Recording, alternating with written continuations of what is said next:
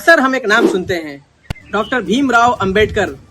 लोग उन्हें संविधान का म्यामार यानी उसका निर्माण करने वाले की हैसियत से जानते हैं और बहुत से लोग उन्हें एक अजीम लीडर मानते हैं। लेकिन सवाल यह है कि उनका सबसे बड़ा आइडिया आखिर क्या था और वो आज भी हमारे लिए अहम क्यों है।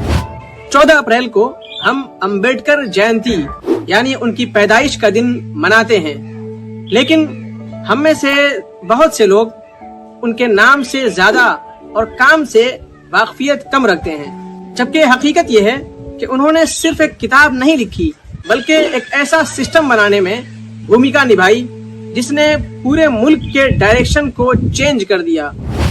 डॉक्टर भीमराव अंबेडकर उस ड्राफ्टिंग कमेटी के चेयरमैन थे जिसने हिंदुस्तान का संविधान तैयार किया। उस संविधान में एक बुनियादी पॉइंट रखा गया, इक्वालिटी, यानी कानून की नजर में सब बराबर हों, चाहे वो किसी भी जात, मजहब या बैकग्राउंड से ताल्लुक रखते हों। इस संविधान में भेदभाव के खात्मे की बात की गई और सबको फंडामेंटल राइट्स दिए गए।